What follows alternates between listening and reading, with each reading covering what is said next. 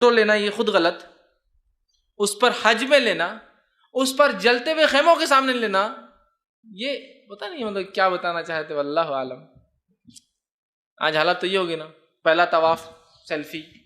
دوسرا طواف تو کھینچ دے، تیسرا طواف اس کی گزر رہے، چوتھا طواف انگریز کے بازو میں، پانچواں طواف اس کے بازو کھڑا ہوا ہے، چھٹا طواف فلاں ہو رہا، ساتواں طواف یہاں کر رہا، جا کے زمزم پی رہا، اس کی بھی کھینچ، ٹخلا کرا رہا، اس کی بھی ایک فوٹو، ہر چیز کی فوٹو، پہلا وسترا ایک فوٹو، دوسرا وسترا دوسری فوٹو، سیلفیز، اور اپلوڈ ہو رہی ہے فیس بک پہ۔ حاجی حج کر رہا ہے ماشاء اللہ۔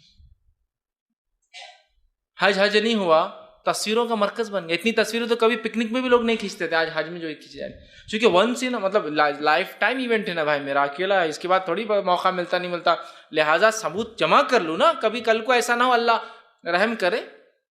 نعوذ باللہ، اللہ کی اگر ریکارڈ میں نے لکھا ہو رہا تو میری تصویر پیش کر دوں گا عدالت میں کہ یہ تصویر دیکھی، سیلفی موجود ہے، اللہ میں تھا آپ کے گھر کے اندر، یہ طواف ہے میرے، پہلے دوسرے تیسرے چوتھے پانچویں چھٹے ساتویں، یہ دیکھیے میں نے اپنا پورے بال صاف کراتے حلق کروایا تھا، یہ ثبوت ہے میرے پاس پورا۔ تو گناہ نہ کریں، معصیت نہ کریں، ہے نا، کسی بھی قسم کا، تو کیا ہوں گا؟ اس کی مثال ایسی ہے جیسے اس کی ماں نے اسے ابھی پیدا کیا، اتنا گناہوں سے پاک واپس لوٹ کر وہ شخص آئیں گا، اتنے گناہوں سے پاک ہو کر واپس آئیں گا۔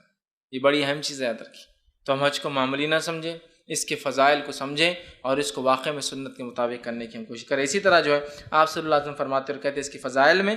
اور یہ جو ابن ماجہ کی روایت ہے، پیدر پہ حج اور عمرہ محتاجی فقر کو دور کر دیتا ہے اور رزق میں اضافہ کرتا ہے۔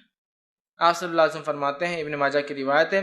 جو عمر رضی اللہ عنہ کے راوی وہ کہتے ہیں کہ آپ صلی اللہ علیہ وسلم نے کہا، پیدر پہ حج اور عمرہ کرو، بے شک یہ دونوں فقر اور گناہوں کو اس طرح دور کر دیتے ہیں جس طرح بھٹی لوہے کی میل کچیل کو دور کر دیتی۔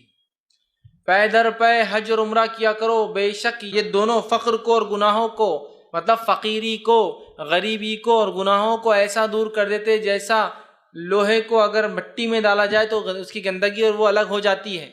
لوہا جب پگھلا جاتا ہے تو اس کی جیسی پگھلتا ہے اس کی کمزوریاں، اس کے اندر جو مکس تھا دھات مٹی وغیرہ آگئی سب اوپر تیرنا ہوتی ہے، اور وہ جو بناتا ہے ایک پتلا چمچہ ہوتا ہے، نکال کے پورا پھینک دیتا ہے اصل نیچے، تو گویا زنگ سے پاک جیسا ہو جاتا ہے لوہا، اور بھٹی جیسا لوہے کے میل کچیل کو دور کر دیتی ہے۔ ویسے ہی فقر کو، غریبی کو، اور غریبی کے ساتھ ساتھ آپ نے فرمایا گناہوں کو حج جو ہے اسی طرح جو ہے دور کر دیتا۔ گویا حج رزق میں اضافے کا باعث ہے، رزق بڑھتا ہے، اس سے کم نہیں ہوتا۔ ٹھیک، اب بہت سے لوگ بولتے ہیں بار بار حج کو نہیں جانا، کیوں نہیں جانا؟ حدیث میں تو کتنے بار آ رہا ہے، پے در پے حج کرنا، ایک کے بعد ایک حج کرنے والا آ رہا ہے نا، پھر کیوں نہیں جا سکتا آدمی؟ ہاں یہ الگ بات ہے، سوشو اکنامیکل کنڈیشن گھر کی ایسی ہے کہ ابھی کوئی انسان بیمار ہے، علاج